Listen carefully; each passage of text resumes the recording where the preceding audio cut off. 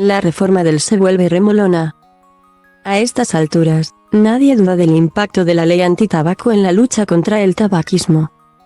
La ley antitabaco de 2005 y su ampliación en 2010, a través de la cual se ampliaron los espacios libres de humo, se prohibió fumar en los parques infantiles y en los recintos de centros docentes y formativos dedicados a menores de edad y de centros sanitarios, fueron de las más avanzadas de Europa.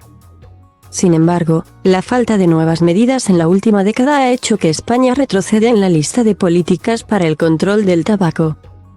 Según los expertos, la estabilización en la reducción de la prevalencia en el consumo del tabaco y el aumento en el de productos relacionados con el mismo, la exposición en general, y en particular de los jóvenes, a nuevas formas de consumo de nicotina, la falta de adecuación de la normativa actual a la oferta de nuevos productos de tabaco, el mantenimiento del atractivo del envasado del tabaco y las carencias en la regulación de los cigarrillos electrónicos hacen necesario dar un paso al frente y acometer medidas más ambiciosas, como ya han hecho otros países de nuestro entorno. Adaptar la norma a esta realidad, muy distinta a la que se daba en 2010, es el objetivo del borrador del Plan Integral de Prevención y Control del Tabaquismo de 2021 a 2025. Un documento consensuado por sociedades científicas, expertos en tabaquismo y asociaciones de pacientes, y que lleva ya 2 años de retraso.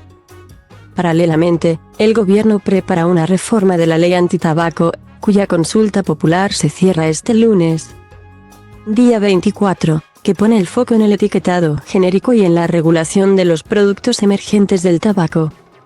2 medidas que entidades como la Sociedad Española de Neumología y Cirugía Torácica, SEPAR, llevan años demandando.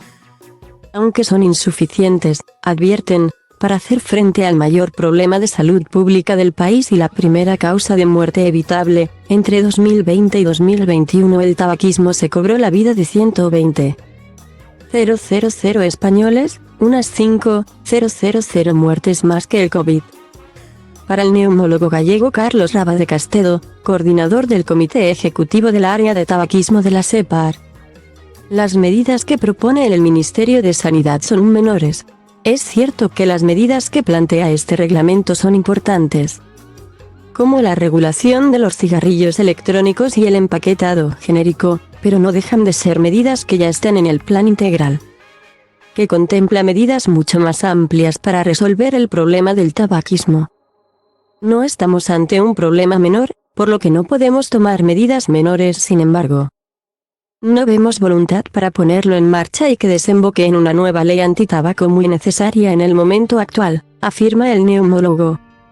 Entre las medidas que son irrenunciables para Rabade se encuentran la extensión de la prohibición de fumar o vapear en espacios públicos abiertos como las terrazas, garantizar una prestación de la asistencia al fumador en toda España, sensibilizar a la población en relación con el tabaquismo y sus productos emergentes, y dificultar el acceso a todos los productos del tabaco con medidas como la subida del precio.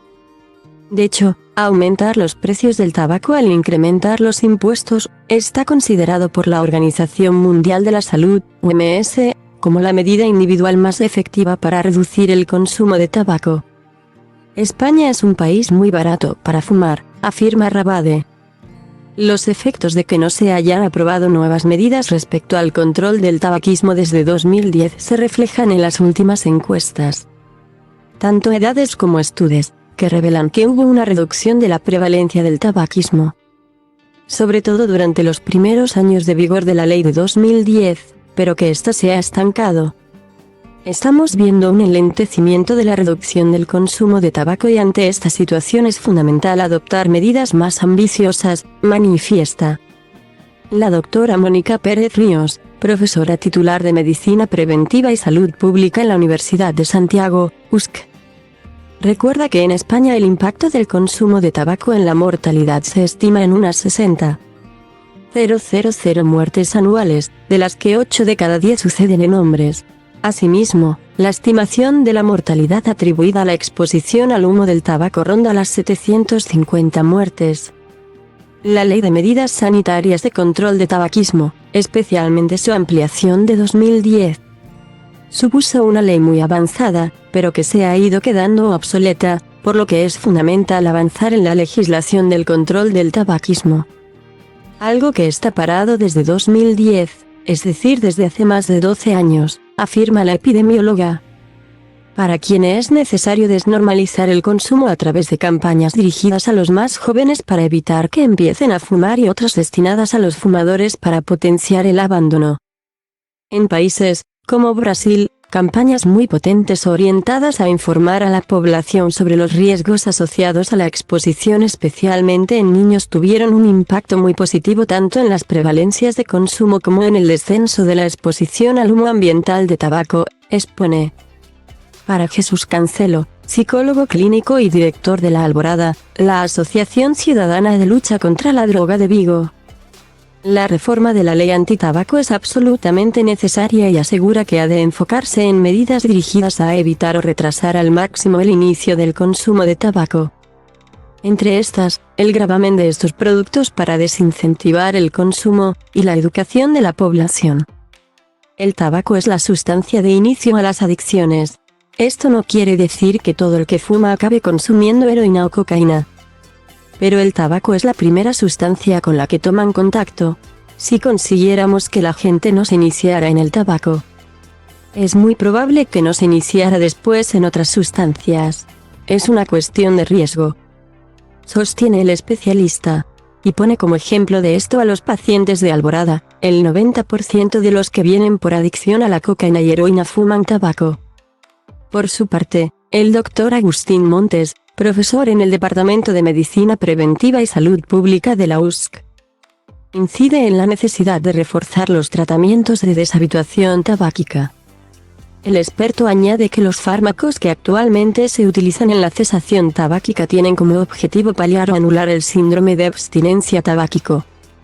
Por eso solo están indicados, y financiados, en aquellos fumadores que presentan una alta dependencia física a la nicotina. Un fármaco por sí solo no puede lograr que una persona adopte un estilo de vida positivo cara a su salud, sostiene el Dr. Montes. Los efectos perniciosos del tabaco y del humo en el ambiente son sobradamente conocidos. Según la OMS, el consumo de tabaco es el responsable del 90% de la mortalidad por cáncer de pulmón, del 95% de las muertes por enfermedad pulmonar obstructiva crónica, EPOC, del 50% de la mortalidad cardiovascular y del 30% de las muertes que se producen por cualquier tipo de cáncer. Asimismo, hay evidencias científicas de que el humo ambiental del tabaco es causa de mortalidad, enfermedad y discapacidad. La industria tabaquera, ante las restricciones al tabaco convencional, ha desarrollado nuevos productos, como los cigarrillos electrónicos, sobre los que cada vez hay más evidencia científica sobre sus efectos nocivos, y ha dirigido sus campañas al nicho de las mujeres.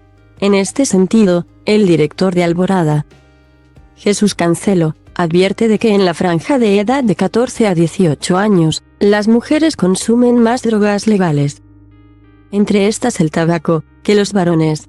Las tabaqueras han sabido cómo introducir en su publicidad a la mujer, a la que antes no iba dirigida, para mantener su cuota de mercado, afirma.